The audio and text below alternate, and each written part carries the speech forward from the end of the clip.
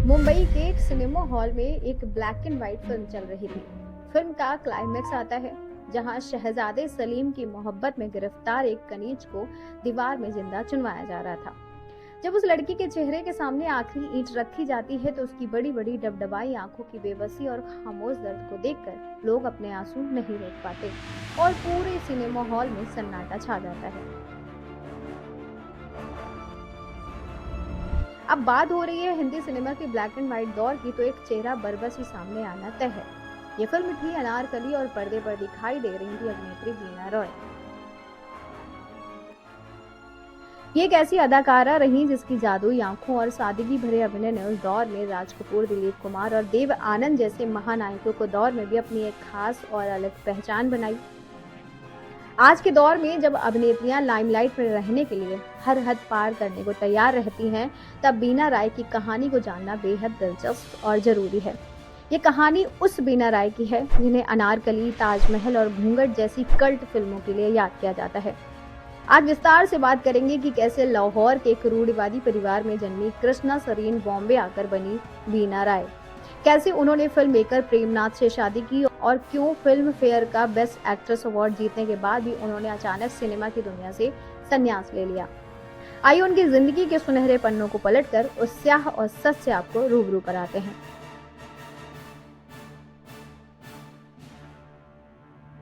नमस्कार, मेरा नाम है आरती और आप देख रहे हैं दी सूत्रा शो का स्पेशल एपिसोड खाली पन्ना।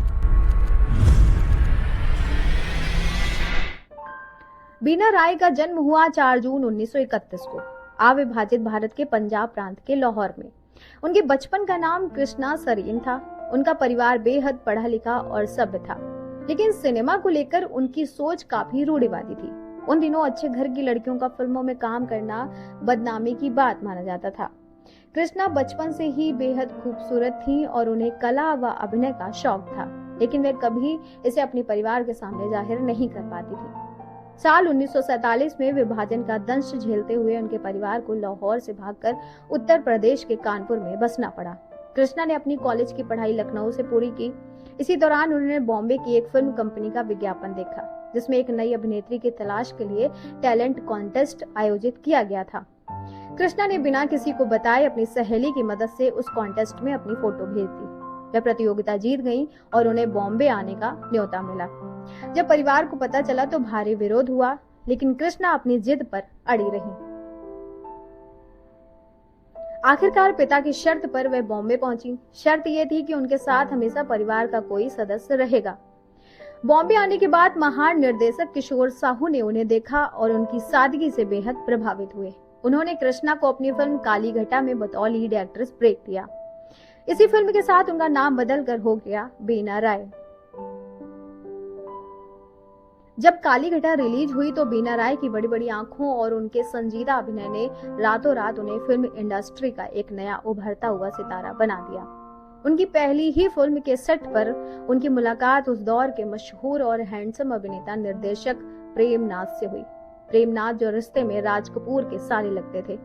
बीना राय की सादगी और विचारों पर अपना दिल हार बैठे। बीना राय भी प्रेमनाथ के जिंदा दिल स्वभाव की कायल हो गई। दोनों का प्यार परवान चढ़ा और महज 1-2 साल के भीतर ही साल 1952 में दोनों ने शादी कर ली। शादी के बाद दोनों ने मिलकर अपना एक प्रोडक्शन हाउस शुरू किया, जिसका नाम रखा गया PN फिल्म। शादी के ठीक बाद साल 1953 में बीना राय के करियर की सबसे बड़ी फिल्म आई अनारकली। फिल्मिस्तान के बैनर तले बनी इस फिल्म में प्रदीप कुमार सलीम बने थे और बीना राय अनारकली।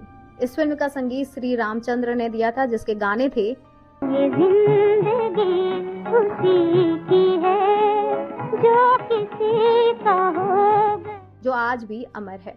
जब ये फिल्म रिलीज हुई तो उसने कमाई के सारे रिकॉर्ड तोड़ दिए। बीना राय ने अनारकली के किरदार में जो ठहराव दिखाया, उसने दर्शकों को मंत्रमुग्ध कर दिया। हालांकि इसके कुछ साल बाद ही मुगले आजम में मधुबाला ने भी अनारकली का रोल निभाया, लेकिन पुराने सिनेमा प्रेमी आज भी मानते हैं कि जो मासूमियत और दर्द बीना राय की आंखों में था, वह बेजोड़ था। अनारकली की सफलता ने बीना राय को उस दौर की टॉप पेड और डिमांडिंग अभिनेत्रियों की कतार में खड़ा कर दिया। लेकिन सफलता के शिखर के साथ ही बीना राय की जिंदगी में एक नई कश्मकश शुरू हो गई। उनके पति प्रेमनाथ एक बेहतरीन अभिनेता थे, लेकिन बतौर निर्माता निर्देशक उनकी फिल्में लगातार फ्लॉप हो रही थी। बीना राय ने अपने पति के प्रोडक्शन हाउस को सहारा देने के लिए कई फिल्मों में काम किया, लेकिन बॉक्स ऑफिस पर उन्हें नाकामी हाथ लगी। इसका असर उनके शादीशुदा जीवन पर भी पड़ने लगा। इसके बावजूद बीना राय ने बाहरी निर्देशकों के साथ काम करना जारी रखा।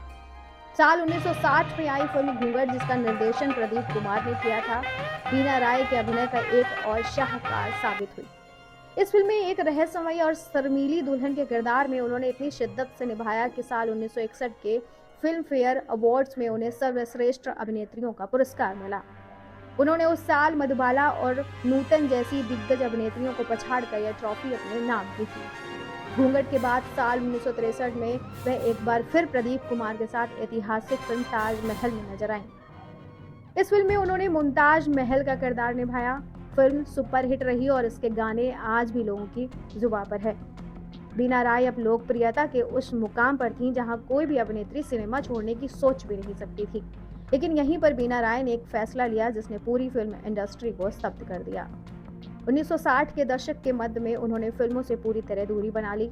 उनकी आखिरी फिल्म 1966 में आई दादी माँ, जो कि उनकी फेवरेट मूवी थी। जब निर्देशकों की लाइन उनके घर के बाहर लगी थी, तब बीना राय ने साफ कह दिया कि वह अब फिल्में नहीं करेंगी। दरअसल बीना राय के लिए उनका परिवार और उनके बेटे उनकी पहली प्राथमिकता थे। वे नहीं चाहती थी कि फिल्मों की चकाचौंध और स्टूडियो की व्यस्तता के कारण उनके बच्चों का बचपन अकेलेपन में बीते। साथ ही वह मानती थी कि उन्होंने अपने करियर में जो मुकाम हासिल करना था वह अब कर चुकी हैं। पर्दे से दूर होने के बाद बीना राय एक आम घरेलू महिला की तरह अपनी जिंदगी जीने लगी। वह फिल्मी पार्टियों, लाइमलाइट और मीडिया की सुर्खियों से पूरी तरह दूर रहीं। उन्होंने मुंबई के मालाबार हिल स्थित अपने घर में अपनी एक अलग और शांत दुनिया बसा ली थी। उनके पति प्रेमनाथ का साल 1992 में निधन हो गया, जिसके बाद बीना राय और ज्यादा अकेली हो गई। उनके बड़े बेटे प्रेम कृष्ण ने बाद में अभिनय में हाथ आजमाया और फिर टीवी प्रोडक्शन की दुनिया में एक बड़ा नाम बने। उनके पोते सिद्धार्थ मल्होत्रा, जो कि एक डायरेक्टर हैं, हिचकी जैसी सफल फिल्मों का निर्देशन किया। बीना राय फिल्मों में ना होकर भी अपनी अगली पीढ़ियों के जरिए सिनेमा से जुड़ी रहीं, लेकिन उन्होंने खुद को कभी कैमरे के सामने लौटाने की इच्छा नहीं जताई। उम्र बढ़ने के साथ बीना राय को दिल की बीमारी ने घेर लिया।